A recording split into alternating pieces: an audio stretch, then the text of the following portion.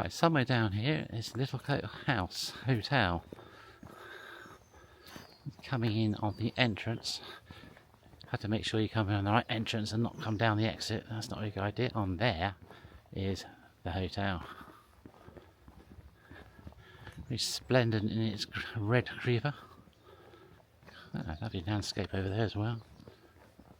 Autumnal colours. The trees are changing colour.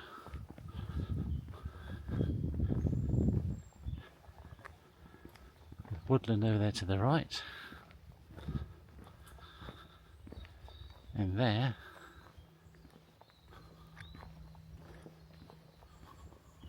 is the hotel.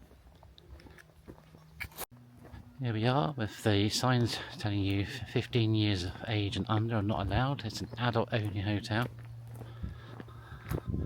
Ask me, people under 51 probably aren't allowed either, but that's just me.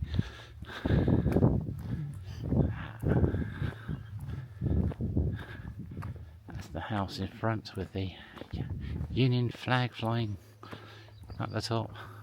In 3 stages of the house. A medieval bit, a Tudor bit, and a slightly later bit. Under the tree there is a deer, which quite a few people think is a real deer, but it hasn't moved in 4 days, so I'm pretty sure it's not actually alive. Otherwise it'd be on the menu by now.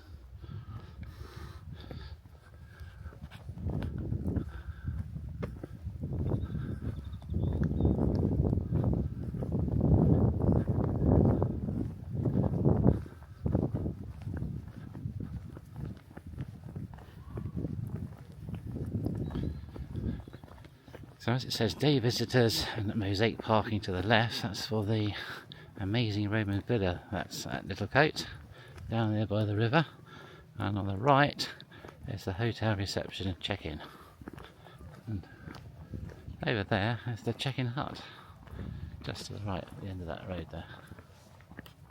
In front of us is the welcoming gates, currently shut, of Littlecote House.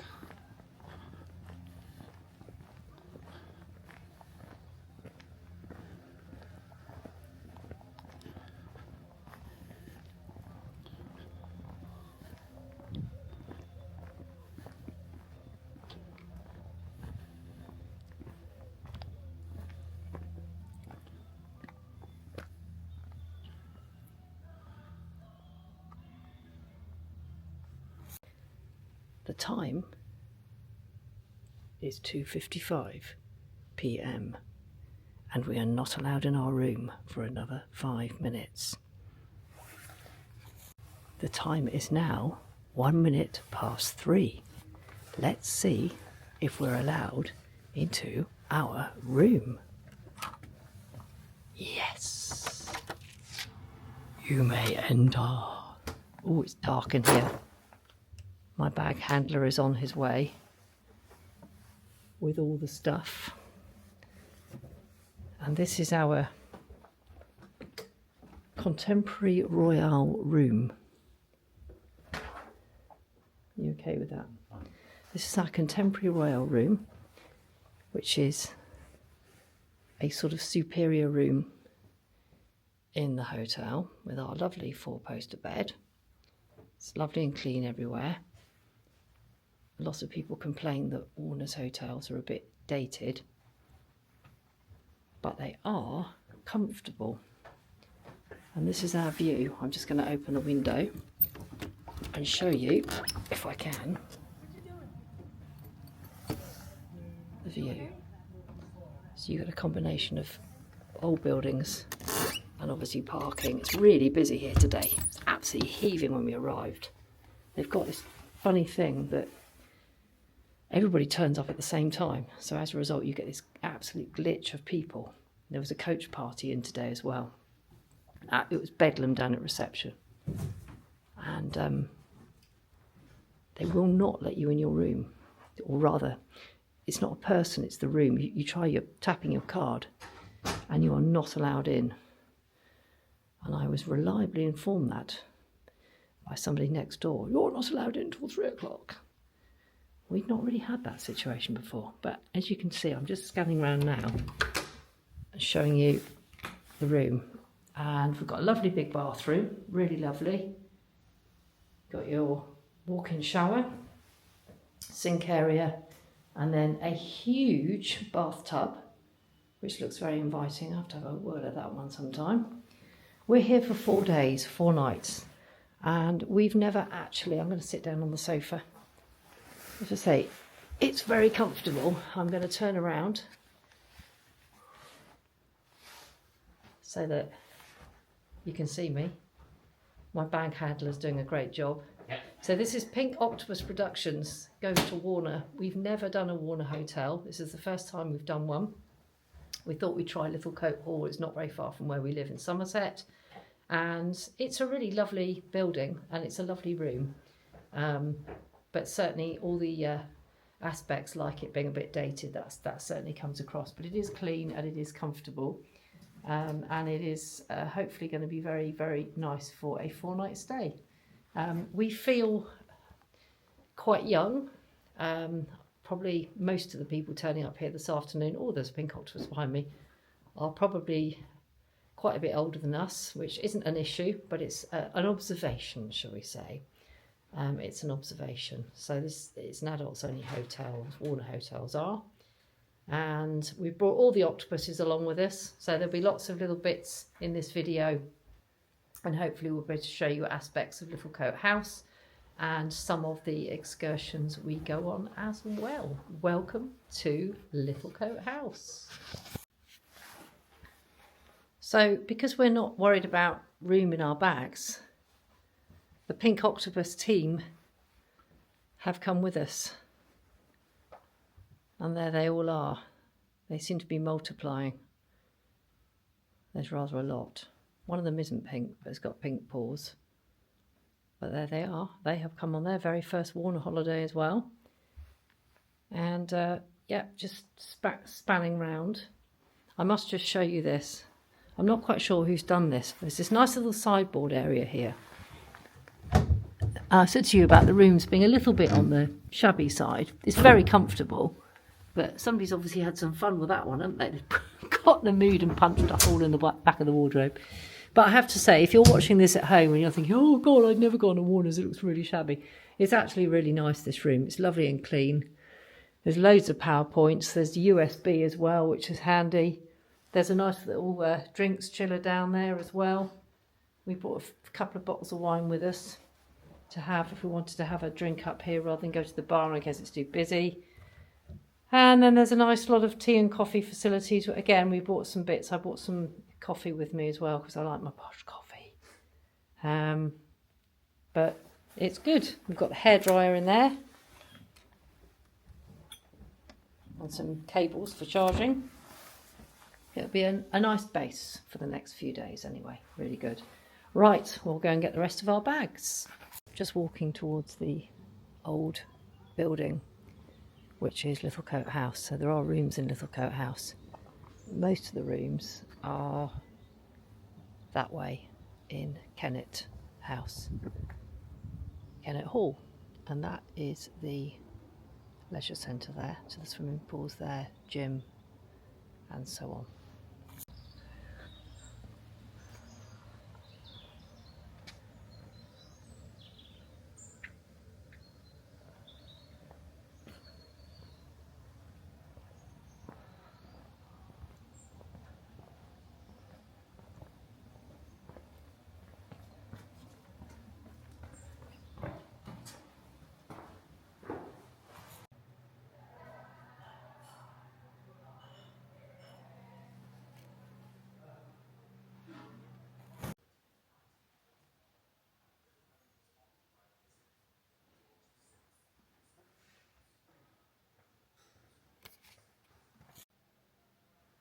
This is the Great Hall,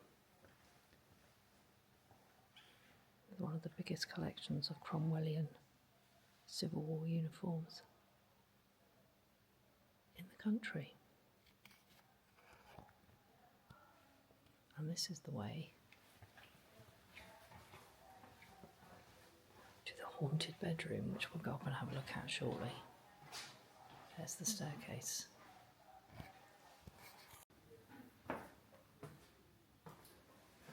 It's a very nice room, this one. It's like a super hot conservatory. And coming out into the gardens at the back, which are very spectacular.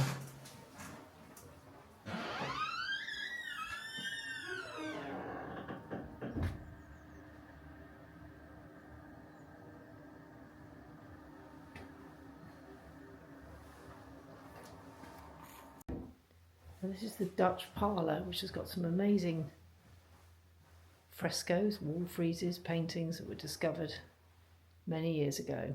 I'm not going to say anything about it because the audio tour covers it really well, and I would strongly recommend, if you want to know more about the history of the house, you just go to reception, you ask for the audio guide, and you basically follow the instructions, and it brings you into all the different rooms. And what's nice is it doesn't overload you with details.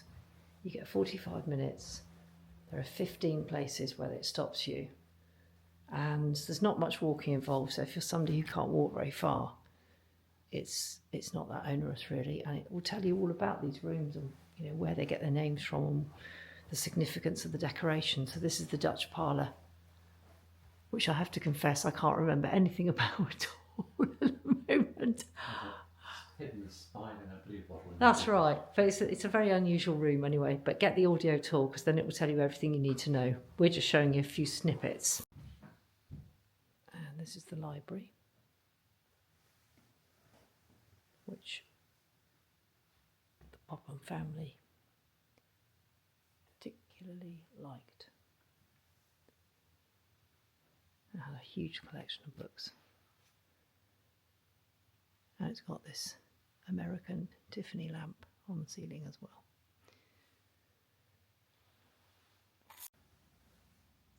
And this is the oldest part of the house we're in now. It's called the Brick Hall.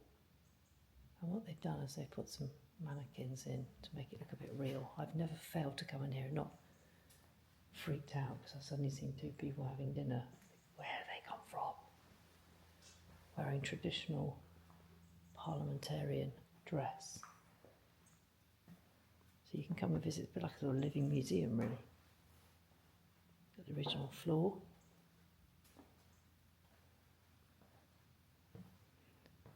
Sorry to disturb you, gentlemen. And there's a secret door. There's lots of little nooks and crannies where people could go and I think listen to conversations. There's a nice little artefact from the past, beer bottle and a coffee cup. Yes. Brick. The brick parlour. Brick Hall. So this is the really old part of the house here. And then this is the original entrance hall.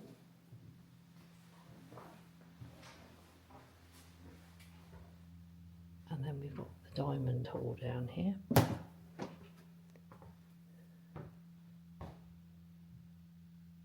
Which again is very old. There's some useful little boards about Littlecote. So you've got the medieval manor owned by this Calstone family. And then it was bought by the Darrell family. It was William Darrell. He married into the Calstone family. And Jane Seymour was a relation of his wife, which is why she came here and then was courting King Henry VIII here. And it was William Darrell's son who begot this baby boy who was thrown on the fire, and this brought forth the Littlecote curse, whereby no male heir would ever survive very long. And then you see a new family arriving in the late 16th century, the Popham family, Judge John Popham, who is famous for overseeing the trials of people like Mary Queen of Scots and Guy Fawkes and the Gunpowder Plotters and others as well. And there's a lot of controversy about how did he manage to get this amazing house? Quite possibly because Darrell was put on trial for the murder of this child, but the trial never concluded and he was never sentenced, and then Popham gets the house. So one wonders, was a deal done behind closed doors? Quite possibly. So the Pophams then had the manor house in the 16th century, and eventually it was sold to the Wills family, and then Peter de Savary, the entrepreneur, bought it in the 1980s, and finally Warner's, who bought it in the 1990s and have it today. So some really interesting facts about Popham, and if you like your history, there he is. It's worth reading the history because it's actually very interesting. This is the Cromwellian chapel. Again, it's really unusual, and there are very few of these. This is basically was the Great Hall when this house was a medieval house, and the Popham family were staunch supporters of Oliver Cromwell during the Civil War, and they turned the Great Hall into a Puritan chapel. And the audio guide is fascinating about this. There's a couple of little snippets. So there's no altar. That's because the preacher would stand up high and preach the word of God, sometimes for several hours. And the pews were deliberately uncomfortable, so people had to sit there and listen for sometimes for several hours. And there's a very interesting and sad story here, which I won't relay to you now, about another baby boy. It's an amazing chapel. It's beautifully preserved. And it's one of the most unusual chapels because there just aren't very many like this, if any, I don't think, left in the country today. I think there's something quite magical as well about looking around this place when it's getting dark. It's a dark afternoon now, and it's quite spooky. So we're on the top layer now of the chapel. And that 17th century sound you can hear is a 17th century hoover, which might be hoovering up the haunted bedroom, so we might not be able to go in there for a bit, but we'll see. But it does not sound particularly old, does it?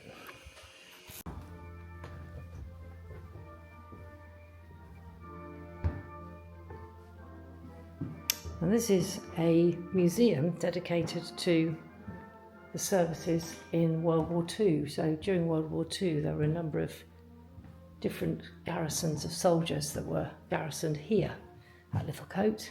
It was a hub of activity, particularly for the Americans around the time of D-Day. So there's lots and lots of artefacts here that you can look at. So it's worth coming in and having a good look at all the different things that are there.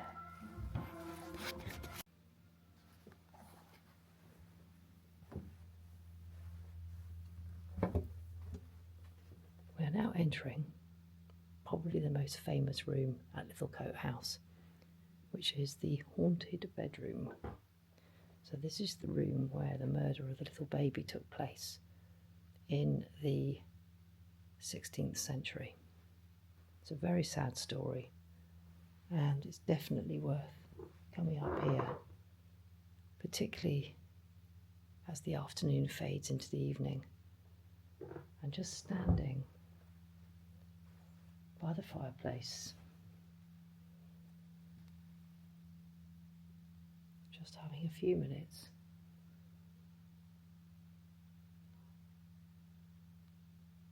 to feel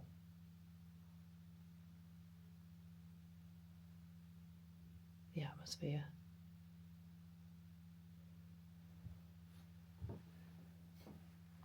And you've got these waxworks here as well, which kind of remind you of the tragedy that took place in this very room. The murder of a defenceless baby who was thrown horribly on the fire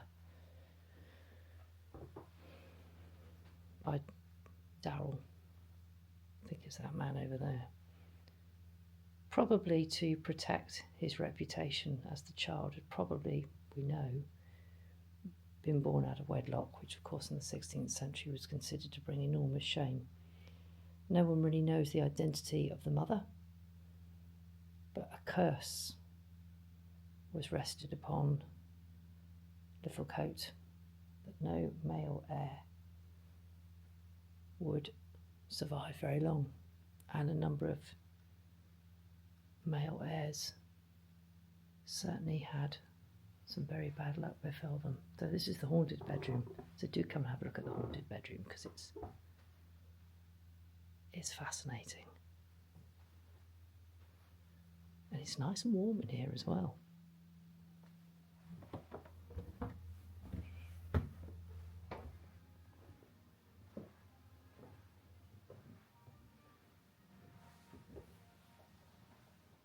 This is the long gallery, which of course the Tudors loved long galleries. They were the equivalent of an entertainment centre where you could stroll up and down when the weather wasn't very nice and look at pictures and look out of the window. And this is the games room. And we're going to wander up here now, because it's lovely and quiet up here at the moment. And we'll see what might be available. So you've got bowls behind me, table tennis, dartboard,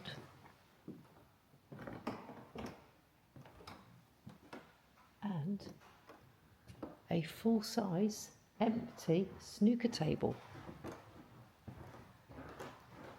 Let's play snooker.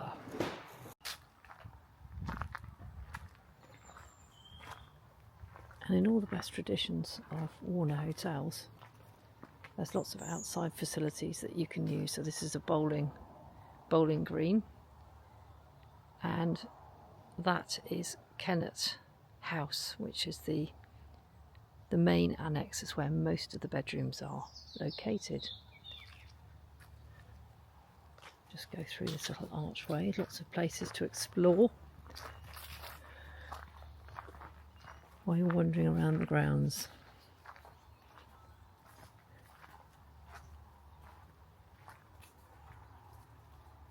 A hidden treasure, otherwise known as 2 tennis courts, and you can smell those apples. So there are 2 tennis courts in varying states of decay. This one doesn't have a net. That one does have a net. I don't know if it ever gets used, but I think both courts have probably seen better days. But they're here if you want to use them. So when you get down the end of the garden here, you've got all these nice little bridges over a little water conduit, and the grounds at Littlecote House really are beautiful. They just lend themselves to strolling around, working up an appetite for dinner. You can imagine Jane Seymour and Henry VIII parading around hundreds of years ago. They courted each other here, and you can imagine them here strolling around the grounds. Probably slightly different, well, there would have been different bushes and things. And Littlecote is actually 3 properties. I've got to try and remember it now. So I think the left hand side is the Tudor house, and then I think the middle is medieval, and then the right hand side is 17th century. It was basically added to, but it all looks quite uniform. with the mullioned windows and the chimneys. It's very, very impressive. And you can stay in the house if you want to. There are historic royal rooms, they're known as historic royales, I think, named after various characters that have lived at the house. So you can actually stay in the hotel, in the old house, if you wish to. Stay in one of the really old rooms, which might be haunted. So the story goes that Littlecote House is the third most haunted property in this country, and it all stems back to a story that took place in the 16th century when the house was owned by the Darrell family. And was it William Darrell? Is that his first name? I can't think of his name. Mr. Darrell, let's call him Mr. Darrell. One night, a midwife was sent for from the local village, and she was blindfolded and she was brought to the house, and in a bedroom in the house was a woman whose face was covered, so she couldn't be identified. And she was in the middle of giving birth, and she gave birth to a little boy. And the story goes that Darrell was in the room, and although the midwife offered to take the child away and look after it, he grabbed the baby and threw it on the fire, and the baby died. Horrible story. Nobody really knows why it happened, but they suspect that probably Darrell had fathered the child and had done so out of wedlock, and that the woman was not his wife, she wasn't his wife, and so there was a certain amount of shame in those days about bringing a child into the world. But a curse was then put upon the family that any firstborn son in the future would never inherit the house, but tragedy would befall them, and there were a number for which that was the case. And you can go and visit the haunted bedroom where this horrible scene took place, this horrible event took place. Apparently you can sometimes hear a child screaming. So quite a spooky story, that one, isn't it? It's not very nice. People did some horrible things, didn't they? That is the story behind this. But there are a number of paranormal activities that happen in the house, and the environment, so it's quite creepy.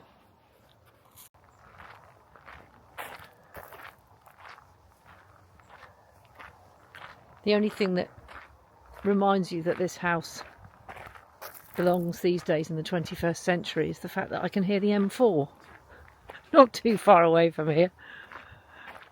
You can just hear it. It's not very far away. But if it wasn't for that, you could transport yourself back into the 16th and 17th centuries. And it's lovely as well, because at this time there's nobody here.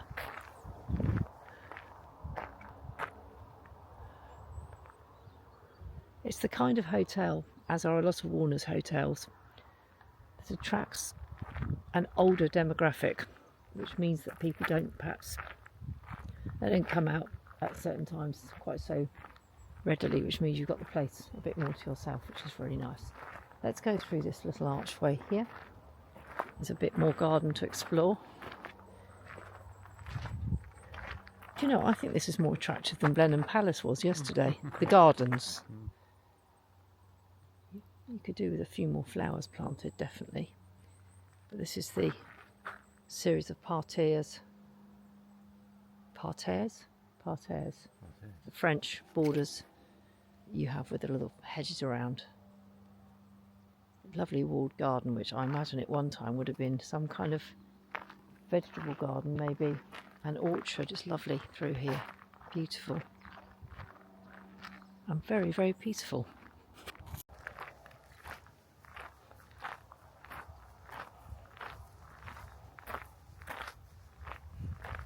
You'd have a great game of roly-poly down those banks, couldn't you? Have you ever played that? No. But no, you have. I have, yeah. Yeah. Probably put my back out if I did it now. So this is the 17th century bit here, straight ahead of me. Built by the Pophams when they got their hands on the house. And then this bit here that looks a bit like a church This is the medieval bit here. Dates from 1290. That's really old. It's obviously had lots of extra bits added as well, but you can see the windows have got like that ecclesiastical feel to them. And then further along, up to and including this red brick bit, this is the Tudor bit.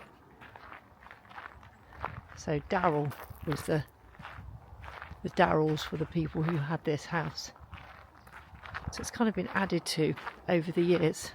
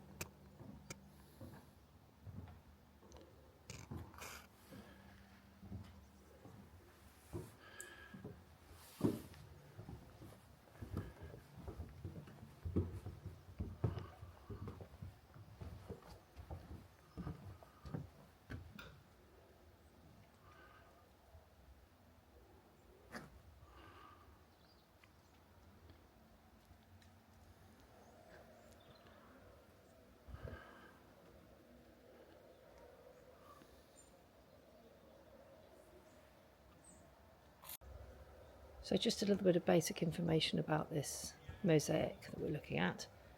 So this was the remains of a Roman villa that was built around just under 2,000 years ago on the Littlecote estate. Obviously the Littlecote estate didn't exist then, and it was quite a substantial building.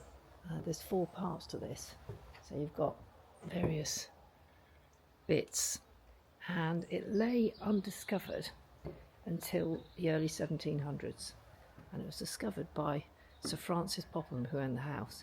His steward found this, must have been doing some farming over here I'm guessing, and found this, and it was beautifully preserved. And then around about the 1730s it just got covered up, I think just got covered up with soil and exposed to the elements a bit as well, and it was considered to be completely lost. And then it was discovered again by archaeologists in the 1970s, and it forms part of the Littlecote estate. So you can actually walk out here. It takes about 5 minutes from the house. Well, good morning, and this is our final day at Littlecote House in Berkshire, and I'm just going to do a brief summary on our very first ever Warner break as it's coming to an end. We liked Warner. It's been a good few days, but there are some things that we feel could be even better. So we're out on a walk at the moment, which is nice because it means that we can film as we're walking along. I won't show you my ugly face, I'll just point at the nice scenery ahead. There's lots of lovely walks around Littlecote. So the pluses are definitely that Littlecote House is in a beautiful area. If you like walking, it's great. The house itself is really beautiful with lovely gardens and is very historic, and I'd strongly recommend that you get the audio guide from reception, and you can go into the old house and get a history of all the different rooms. Why is there a haunted bedroom? Why is there a Cromwellian chapel, and so on? So I definitely would recommend that. Even if you're not massively into history, it's worth doing. It's really interesting. The hotel itself is very comfortable. Our room, which was a contemporary royale, which was in the Kennet house, which was the annex on the 2nd floor, that was very comfortable, very big. It's a bit like a mini suite with a settee and a nice big TV and chairs. Good to have the chiller cabinet. Lovely comfortable bed, 4-poster bed, so that was great. And the breakfast is very good. There's plenty of choice, particularly if you like a cooked breakfast. And like all Warner hotels, there's plenty to do both inside and outside. So those are definitely the plus points. And it wasn't that expensive. So it's quite a reasonable break as well. But there are some things that could have been better. So the room itself was lovely, but bearing in mind we had the equivalent of a mini suite. We had tiny little cups to drink tea and coffee out of. We only had one glass each. It would have been nice to have had a tumbler for toothbrushes and a tumbler for drinking water, etc. No face cloths either. And the room wasn't serviced on our first full day that we were there, which seemed very odd. But they don't do it on the first day. They leave you some snacks and things, and it's nice to get the chiller with the milk in and biscuits and crisps and drinks and things. But there was no servicing of the rooms on the first full day, so that's a bit weird. And the rooms themselves are a little bit tired and shabby and could have done with a bit of updating. But people say that Warner hotels generally are a bit battered, and that's definitely true. Evening meal could have been better. I'm going to just ask my trusty assistant to tell me what was wrong with the food in the evening. Well, the sauce I had for my fish was very bland. Didn't really have much flavour, but the soups that we had were different soups, and yet to my mind they're probably the same. Look the same. And generally, when it comes to the roast, the Yorkshire pudding was pretty much inedible because it was freezing cold and you don't want to feed it. It was cold and it was a bit leathery. And most people was going to be leaving those, and I didn't really need it with my roast going. But the meat itself was lovely.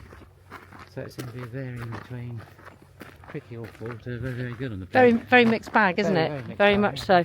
So the food itself is okay. It's all right. There's nothing majorly wrong with it, but it could be a bit tastier, and it could certainly be a little bit hotter as well. The breakfasts are lovely. But the breakfasts are good, and the service is good. We couldn't fault our waiter. He was great. The dining room itself is absolutely packed when you go in there. It's heaving. And one of the observations that we've made is it's a bit one-dimensional in terms of the demographic in Warner. So we're in our 50s and 60s. We're not young, but it seems that the average age of most people in the Warner Hotel we were in anyway must have been well over 70, and 80 probably being the most common age, which isn't in itself a problem, but it does mean you negotiate a lot of mobility aids everywhere you go. There are scooters, there are mobility aids, there are wheelchairs. It can feel crowded because there's so much paraphernalia around everywhere. Lots of people coming in groups. And lots of big groups, yeah. Try to have lunch and take up all the lunch spaces in one go. Exactly. And when we arrived, everybody turned up together because everybody was on a 4-night package, which means reception was heaving. And then you've also got all the mobility aids as well. So it felt very, very, very busy at certain times. It didn't have the nice calm feeling that you want from a nice, country house hotel. So that's another area. But apart from that, it was okay. It was good. Would we go back to a Warner hotel again? Yes, we would. But I think we probably manage our expectations and know that they're perhaps not as... Maybe in 20 years' time. Yeah, not as upmarket and flashy as perhaps we like. That maybe the food's going to be a bit more standard. But I have to say the location and the actual hotel itself was lovely. And it is the most haunted place we've ever stayed in, because somebody had a spooky experience this morning on the staircase. Do you want to... I'll mention it then. So he was just trundling off for a quick walk before breakfast, and I was in the room getting ready, so I wasn't there. And he felt something brush past him on the staircase, and felt a sort of pop of air around him. And when he looked behind him, there was nothing there. Ooh. But they do say, there's a few spirits knocking around, and they're not just whiskey. So it is haunted. If you're into ghosts, there is definitely a bit of a ghostly vibe at Littlecote House. It's not unpleasant, but it's definitely there. So that either floats your boat or it doesn't. But yes, we would do a Warner break again. But as you say, probably not for another 20 years. We felt a little bit too young a lot of the time to be there.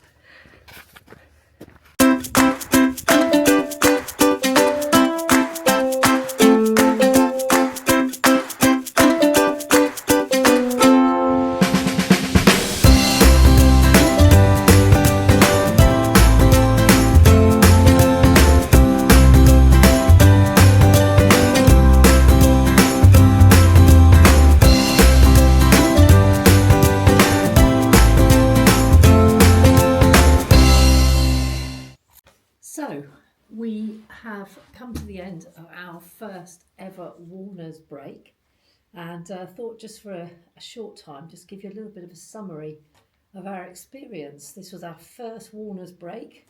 Will it be our last Warner's break?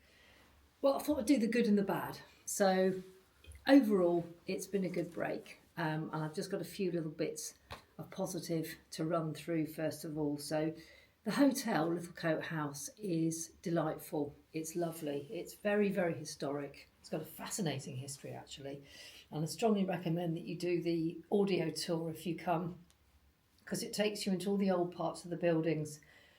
And then you get to learn about the room. So why is the haunted bedroom the haunted bedroom? Why is there a Puritan chapel in the place? What's the Great Hall all about? There's some really interesting things to learn.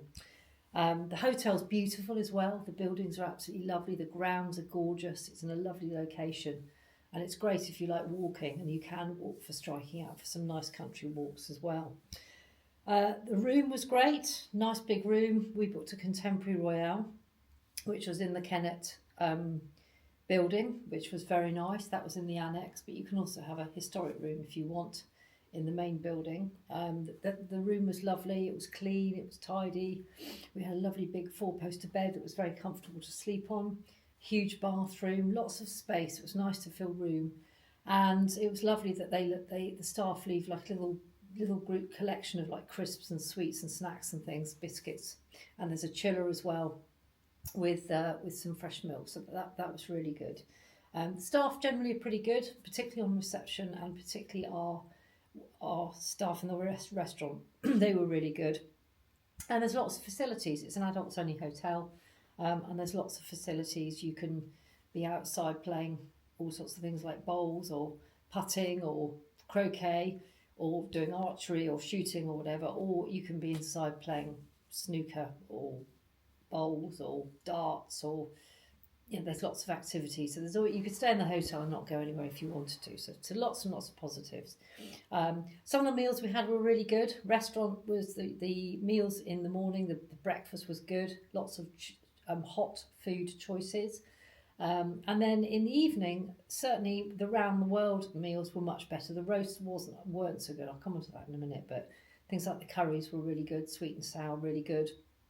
The Italian food was really good. So there were some good bits and pieces within the meals that we had. So lots of positives.